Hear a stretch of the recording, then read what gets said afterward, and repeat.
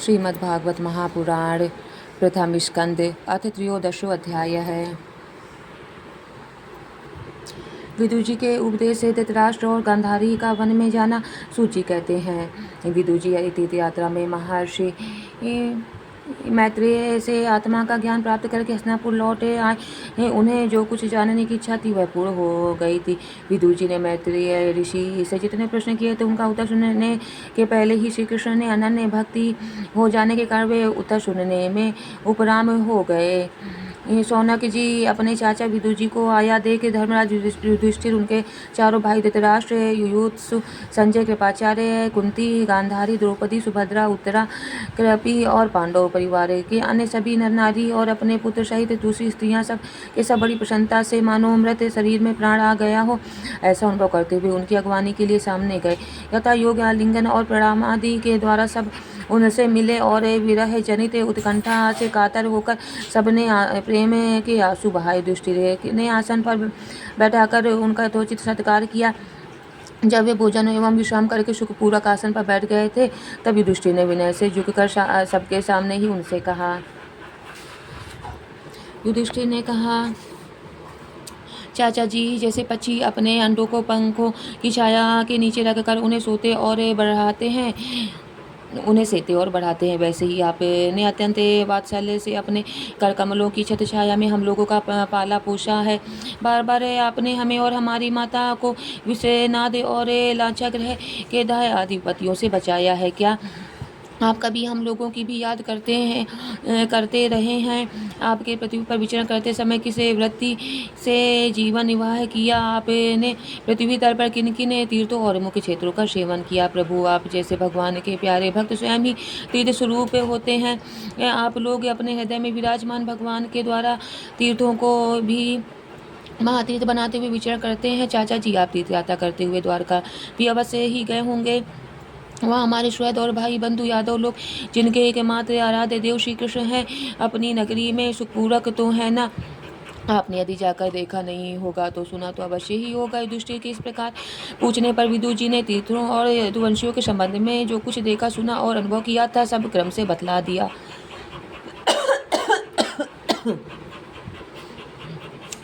केवल यदुवंश के विनाश की बात नहीं कही। करुणा हृदय विदुर जी पांडवों को दुखी नहीं देख सकते थे, इसलिए उन्होंने ये अप्रिय एवं असह्य घटना पांडवों को नहीं सुनाई, क्योंकि वह तो स्वयं ही प्रकट होने वाली थी। पांडव विदुर जी का देवता के समान सेवा सत्कार करते थे।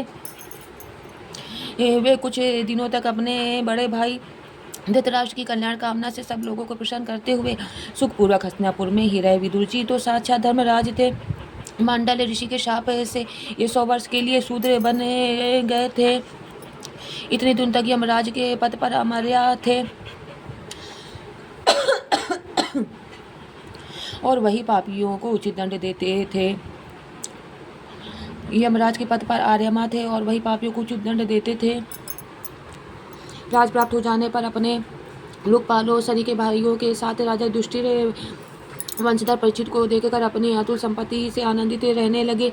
इस प्रकार पांडव गृहस्थ में काम धंधों में रम गए और उन्हीं के पीछे एक प्रकार से यह बात भूल गए कि अनजान में ही हमारा जीवन मृत्यु की ओर जा रहा है। जब देखते देखते उनके सामने वह समय आ पहुंचा तब उसे कोई टाल नहीं सकता। परंतु विदुर जी के ने काल की गति जानकर अपने बड़े भाई धृतराष्ट्र से कहा, महाराज देखिए, अब बड़ा भयंकर समय आ गया है, झटपट यहाँ से निकल चलिए।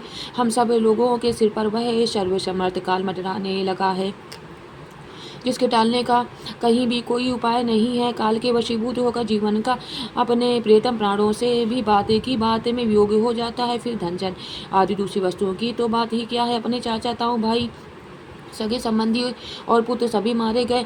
आपकी उम्र भी ढल चुकी है, शरीर बुढ़ापे का शिकार हो गया है। आप पराए घर में पड़े हुए हैं। हो इस प्राणी को जीवित रहने की कितनी प्रबल इच्छा होती है। इसी के कारण तो आप भीम का दिया हुआ टुकड़ा खाकर कुत्ते का सा जीवन बिता रहे हैं, जिनको आपने आगे में जलाने की चेष्टा की थी, विष देकर मार डालना चाहा। परिसभा में जिनकी विवाहिता पत्नी को अपमानित किया, जिनकी भूमि और धन छीन लिए, उन्हीं के अन्न में पले हुए प्राणों को रखने से क्या गौरव है? आपके अज्ञान की हद हो गई कि आप भी अब भी आप जीना चाहते हैं, परंतु आपके चाहने से क्या होगा? पुराने वस्त्र की तरह बुढ़ापे से गला हुआ आपका शरीर आपके ना चाहने पर भी छीड़ हुआ जा रहा है।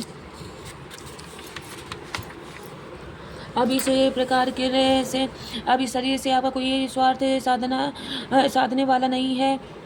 इसमें फंसी मत, इसकी ममता का बंधन काट डालिए और संसार के संबंधियों से अलग रहकर उनके अनजाने में अपने शरीर का त्याग करता है वही धीर कहा गया है। चाहे अपनी समझ से हो या दूसरे के समझाने से, जो इस संसार को दुख रूप समझकर इसे से विरक्त हो जाता है और अपने अंतःकरण को वश में करके हृदय में भगवान को धारण कर संन्यास के लिए घर से निकल पड़ता है, वही उत्तम मनुष्य है। इसके आगे जो कुछ आने वाला है वह प्राय मनुष्यों के गुणों को घटाने वाला होगा। इसलिए आप अपने कुटुंबियों से छिपकर उत्तराखंड में चले जाइए। जब छोटे भाई विदुर ने अंधे राजा धृतराष्ट्र को इस प्रकार समझाया, तब उनकी प्रज्ञा के नेत्र खुल गए। वे भाई बंधुओं के सुदृढ़ स्नेह पासों को काटकर अपने छोटे भाई विदुर के दिखलाए हुए मार्ग से निकल पड़े। जब परम पतिव्रता सुबेल नंदिनी गांधारी ने देखा कि मेरे पतिदेव तो उस हिमालय की यात्रा कर रहे हैं जो सन्यासियों को वैसा ही सुख देता है जैसा वीर पुरुषों को लड़ाई के मैदान में अपने शत्रु के द्वारा किए हुए न्यायोचित प्रहार से होता है, तब वे भी उनके पीछे पीछे चल पड़ी।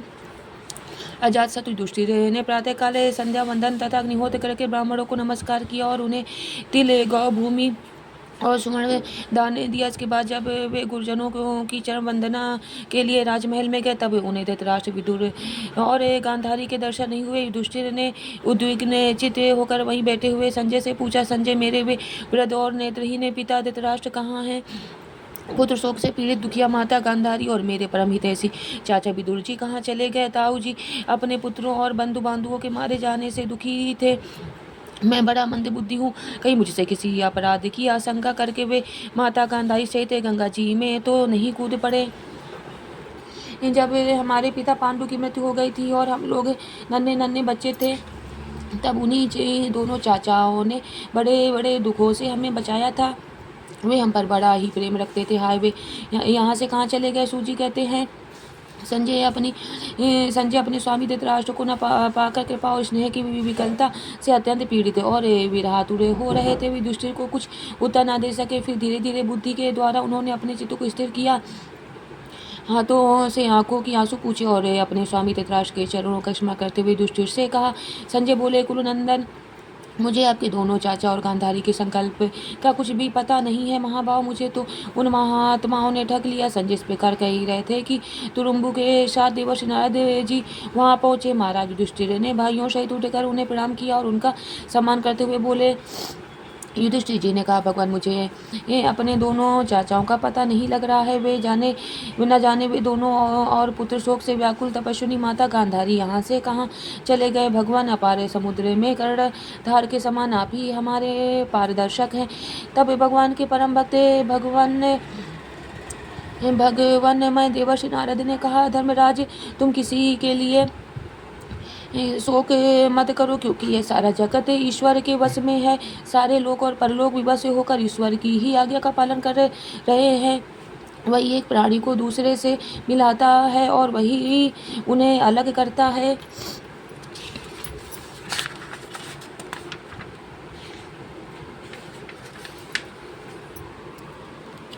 जैसे बैल बड़ी रस्सी में बंधे और छोटे रस्सी ही में से नथे रहकर अपने स्वामी का भार ढोते हैं, उसी प्रकार मनुष्य भी वर्णाश्रम आदि अनेक प्रकार के नामों से वेद रूप रस्सी में बंधकर ईश्वर की ही आज्ञा का अनुसरण करते हैं।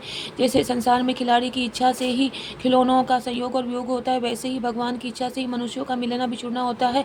तुम लोग को जीव रूप से नित्य मानो या देह रूप से अनित्य अथवा जड़ रूप से अनित्य और चेतन रूप से नित्य अथवा शुद्ध ब्रह्म रूप से नित्य अनित्य कुछ भी न मानो।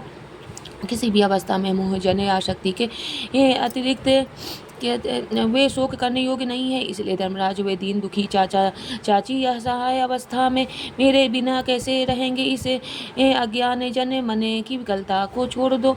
यह पांच भौतिक शरीर काल कर्म और गुणों के वश में है। अजगर के मुंह में पड़े हुए पुरुष के समान यह पराधीन शरीर दूसरों की रक्षा ही क्या कर सकता है? हाथ वालों के बिना हाथ वाले चार पहले पैर वाले पशुओं के बिना पैर वाले तृणादि और उनमें भी बड़े जीवों के छोटे जीव आहार हैं। इसी प्रकार एक जीव दूसरे जीव के जीवन का कारण हो रहा है।